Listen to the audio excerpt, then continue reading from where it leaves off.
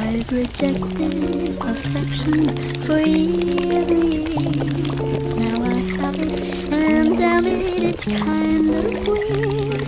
He tells me I'm pretty, don't know how to respond. I tell him that he's pretty too. Can I say that? Don't have a clue. With every passing moment, I surprise myself. I'm scared of flies, I'm scared of guys. Someone please help, 'cause I think I've fallen in love.